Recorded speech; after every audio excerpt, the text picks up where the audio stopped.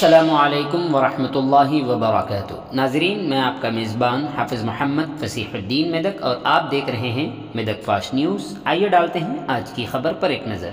सदर ज़िला BRS party व साबिक़ MLA मेदक श्रीमती पद्मा देविंदर रेड्डी ने आज BRS पार्टी दफ्तर में प्रेस कॉन्फ्रेंस मुनाक़िद करते हुए कहा कि नौ मुंतखब शुदा मेदक MLA को चाहिए कि वो अवाम के एतमाद में ख़यानत न करें बल्कि बेहतरीन अंदाज में अपनी ज़िम्मेदारियाँ निभाएँ।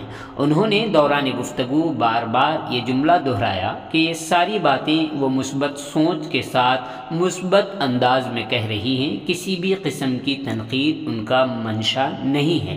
उन्होंने अपनी प्रेस कॉन्फ्रेंस में मज़ीद कहा कि मेडिकल कॉलेज के काम को तेज़ किया जाए। उन्होंने कहा कि साबिक़ चीफ मिनिस्टर KCR ने रियासत के 33 अज़ला में से 25 अज़ला में मेडिकल कॉलेजेस शुरू किए हैं और बाकी 8 कॉलेजेस ज़ेर तामीर हैं। उन्होंने अपील की कि मेडिकल कॉलेज को शुरू करने और बेहतर इंफ्रास्ट्रक्चर फराहम करने के लिए पहल करें और इस अमल को आसानी के साथ आगे बढ़ाया जाए। उन्होंने तजवीज़ पेश की कि मेदक की तरक्की के लिए साबिक़ चीफ मिनिस्टर KCR की तरफ से दिए गए फ़ंड्स को सही तरीके से लागू किया जाना चाहिए। इस मीटिंग में ज़िला परिषद नायब सदर नशीन Shrimati Lavanya Reddy, Medak municipal chairman mister T Chandrapal, Medak municipal vice chairman mister A Mallikarjun Goud, ZPTC Sujatha Srinivas Reddy, Medak mandal MPP Yamuna Jayaram Reddy, बल्दी काउंसलरान जयराज किशोर, RK श्रीनिवास, राजू, कृष्णा रुक्मिनी के अलावा श्रीनिवास रेड्डी, लिंगा रेड्डी के अलावा BRS पार्टी कायदीन की कसीर तादाद शरीक रही। आइए इस सिलसिले में एक तफसीली रिपोर्ट आप हजरात के पेश खिदमत। మరి ఈరోజు అనవాయితీగా దేవుని రామాలయంలో వెంకటేశ్వర ఆలయంలో దేవుని దర్శనం చేసుకొని పూజ రావడం జరిగింది. మరి ఈరోజు ముఖ్యంగా మెదక్ జిల్లాకు గౌరవ KCR గారు గత ప్రభుత్వం 33 జిల్లాలకు చేసిన మెడికల్ కాలేజీలో భాగంగా మెదక్ జిల్లాకు మంజూరైన మెడికల్ కాలేజ్ ఈ సంవత్సరం ప్రారంభం కావాల్సిన అవసరం ఉంది. సంవత్సరం అంటే ఈ జూన్లో, నెక్స్ట్ జూన్లో అకాడమిక్ ఇయర్లో మెడికల్ కాలేజ్ స్టార్ట్ కావాలి. ఆల్రెడీ దానికి 280 కోట్లు మంజూరు చేయడం, దానికి ప్రొసీడింగ్ తీయడం, తర్వాత దానికి శిలాఫలకం కూడా వేసుకోవడం జరిగింది. తప్పకుండా అది వచ్చే సంవత్సరానికి కోసం అని చెప్పేసి అసెంబ్లీలో ఏదో మాట వరుసకు చేయడం కాదు, మిగతా జిల్లాలో కూడా ప్రారంభమైనాయి. ఆల్మోస్ట్ 8 జిల్లాలకు సంబంధించింది 2024 జూన్ అకాడమిక్ ఇయర్కి ప్రారంభిస్తామని చెప్పేసి గౌరవ KCR గారు మెదక్ జిల్లాకు మెడికల్ కాలేజ్ మంజూరు చేయడం జరిగింది. దానికి ఫౌండేషన్ కూడా వేసుకున్నాం. మేము ఒకటే సూచన అడుగుతున్నాం, ఈ సంవత్సరం మెడికల్ కాలేజ్ ప్రారంభం కావాలి. దానికి మరి ఇప్పుడు ప్రజలు ఏదైతే కోరుకున్నారో, ప్రజలు ఏదైతే తీర్పు ఇచ్చినో ఆ తీర్పును మేము శిరస వహిస్తాం, దానిలో ఎటువంటి సందేహం లేదు. కానీ సైమల్టేనియస్గా శిరస వహిస్తున్న ఆ ప్రజలకు ఇబ్బంది జరిగినప్పుడు, నష్టం జరిగినప్పుడు తప్పకుండా గలమెత్తుతాం. ఎందుకంటే మెడికల్ కాలేజ్ అనేది ఈ జిల్లాకు సంబంధించిన ఒక మంచి అభివృద్ధి కార్యక్రమము, పేదవారికి మంచి వైద్యం అందే విధంగా వచ్చిన కాలేజ్. దాన్ని తప్పకుండా ఇనిషియేట్ తీసుకోవాలి.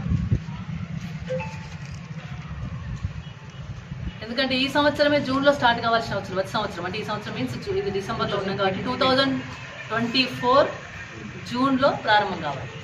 అంటే ఇప్పటి వరకు సెంట్రల్ కమిటీ రావాలి, రివ్యూ చేయాలి, సాటిస్ఫై కావాలి, తర్వాత వెళ్ళి వాళ్ళ ప్రొసీడింగ్ కాపీలో స్టేట్ గవర్నమెంట్ షేర్ ఇస్తున్నాం కాబట్టి ఆల్మోస్ట్ 180 కోట్లు మంజూరు చేస్తున్నాం కాబట్టి దానికి సంబంధించింది వాళ్ళు ఇనిషియేట్ తీసుకునే విధంగా ఇక్కడ ఉన్న గెలిచిన ఎమ్మెల్యేలు కావచ్చు, ప్రభుత్వం కావచ్చు, ఇనిషియేట్ తీసుకోవాల్సిన అవసరం ఉంది. ఎందుకంటే పేదవారికి సంబంధించిన విషయం, వైద్యానికి సంబంధించిన విషయం, పేదవారికి మంచి వైద్యం అందించాలి, ఇబ్బంది లేకుండా గవర్నమెంట్ హాస్పిటల్లో మాత్రమే పెండింగ్ ఉన్న మిగతా అన్ని కూడా ప్రారంభమైనాయి. ఆ 8 కాలేజీలకు ఇప్పుడు మేము ప్రభుత్వంలో ఉన్నట్టయితే తప్పకుండా వాటిని ఇనిషియేట్ తీసుకొని మంజూరు చేసి ఇప్పుడు ఇమీడియట్గా దాన్ని వచ్చే సంవత్సరానికి 100 సీట్లతో అది ప్రారంభించుకోవాల్సిన అవసరం ఉండే.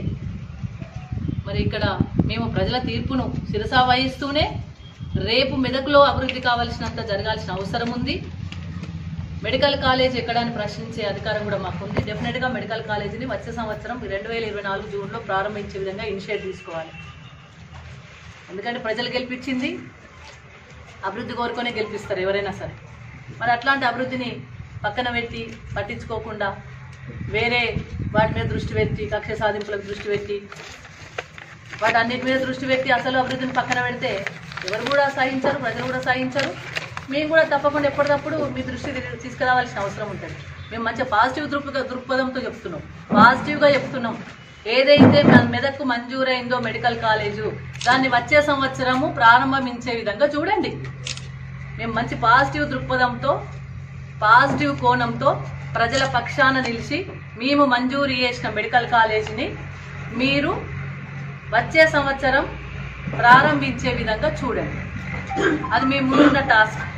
మేము మంజూరు చేసినాం ఎందుకోసం చేసినాం? పేద ప్రజల కోసం మంచి వైద్యం అందాలి మెదక్ జిల్లాలని చెప్పేసి చేసినాం. అదేదో ప్రయోజనాలు స్వప్రయోజనాలకో లేకపోతే పక్కల ప్రయోజనాల కోసం కాదు. మంజూరు చేసిన నిధులు ఉన్నాయో వాటన్నిటి కూడా యథావిధిగా కొనసాగించాలి. యథావిధిగా ఇక్కడ అభివృద్ధి అనేది జరిగే విధంగా చూడాలి. ఎందుకంటే మెదకు ప్రజలందరూ కూడా అభివృద్ధి కోరుకుంటా ఉన్నారు కాబట్టి ఆ అభివృద్ధిని తప్పకుండా మేము అభివృద్ధి చేసినాం. ఆ మిగిలిపోయిన అభివృద్ధి ఏదంటూ కూడా మీరు చేయాల్సిన అవసరం ఉంది. కాబట్టి తప్పకుండా ఇనిషియేటివ్ తీసుకొని మెడికల్ కాలేజ్ని వెంటనే వచ్చే సంవత్సరం ప్రారంభించే విధంగా ఇనిషియేటివ్ తీసుకోవాలి. రెండోది ఎంసీహెచ్కి సంబంధించి 100 పడకల ఆసుపత్రి. అది దాదాపు 400 మంది డెలివరీ అవుతున్నారు. చాలా బాగా రన్ అవుతుంది. మంచి మెయింటెనెన్స్ కూడా చాలా బాగా చేస్తూ ఉన్నారు. కానీ దాంట్లో కూడా 25% శానిటేషన్ను తగ్గించారు. ఎందుకు తగ్గించింది? శానిటేషన్ ఉంటేనే హాస్పిటల్ నీట్గా మెయింటైన్ చేసే విధంగా ఉంటుంది. శానిటేషన్ కూడా తగ్గడం వల్ల అక్కడ పనిచేసే వాళ్ళందరికీ జీతాలు తగ్గుతూ ఉంది, ఇబ్బంది అవుతా ఉంది. కాబట్టి దాన్ని వెంటనే రివైజ్ చేయండి.